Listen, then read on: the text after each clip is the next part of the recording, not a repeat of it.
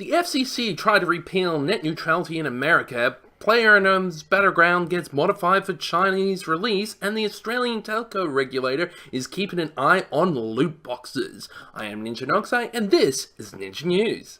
First up in Ninja News, as stated from the top, the FCC in America is trying to repeal net neutrality in a legal bill coming up in December. The US Federal Communications Commission is in talks and planning phases to remove net neutrality, which means telecommunications organizations would control the viewing landscape of the internet.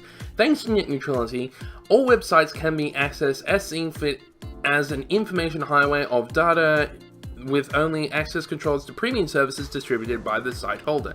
If the neutrality is removed, then telcos can block websites on a per-service basis and shape speeds as seen fit.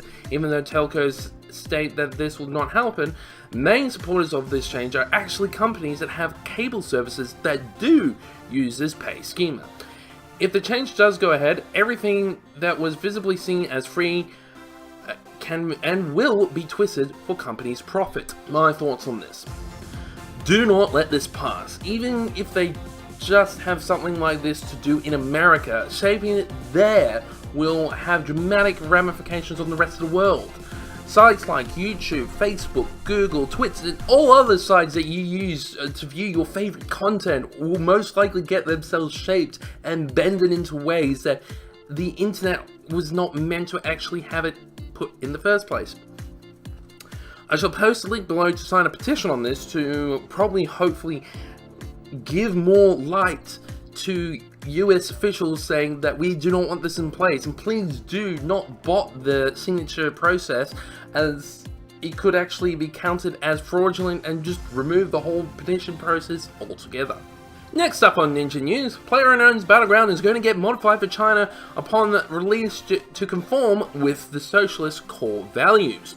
Chinese tech giant Tencent has announced this week that it has won the exclusive rights to officially release and operate PlayerUnknown's Battleground in China. With this release, however, it is stated by the Chinese media censor that the game is excessively violent and might be banned due to deviating from socialist core values, traditional Chinese culture, and moral norms as stated in Chinese culture. Previously, the game has been played by Chinese players on an unofficial release, but Tencent states that the game will be modified to align with proper Chinese views as well as a more age-efficient environment. My thoughts on this. Good on PlayerUnknown's Battleground for getting an official release in China.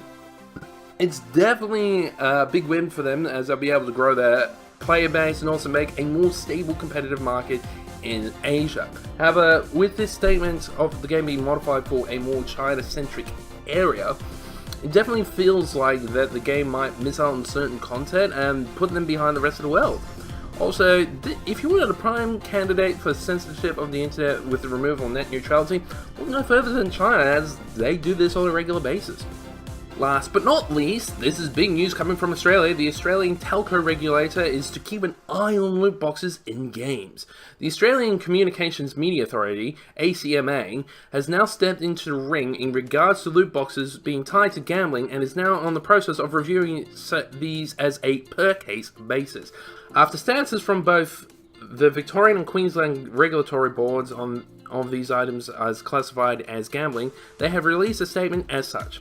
In general, online video games, including games that involve loot box features, have not been regarded as gambling services under the Interactive Gambling Act 2001 because they are not played for money or anything else of value. That is, the game is not played with the object of winning money or other valuable items. However, the ACMA is monitoring the use of loot boxes and other similar items, similar in-game mechanics that have gambling-like characteristics. With more games adding these items and allowing the ability to pay real-world currency to do so, the ACMA will be likely reviewing these standards for classifying these items as gambling or related levels. My thoughts on this. This just started as a big uproar with Star Wars Battlefront 2, but it's been going on a lot longer than this. The other real reason that it gained traction is because of the fact that games like Dota and Overwatch have them, and they've done so successfully, and they served a purpose to boost the competitive scene and allow for prize pools. However, the fact that people pointed out that it was just for profit for companies in later games is why it started as a furor and started just kicking up them, and they said these are gambling items. As a result, are on a percentage-based unlock rate. Nonetheless, it's good to see addictive unlock items such as this, which could be bought with real-world currency, being reviewed as points of gambling, possibly. And that's it for Ninja News this week. Like, comment, subscribe, and if you got any news points from this week, feel free to comment them below, and I will review them for next week's Ninja News. In the meantime, I hope you drop into the streams, which I'll also link below, and also link the petition to sign for the FCC to review the net neutrality repeal, and I hope you can sign on that as well. In the meantime, catch you all next time.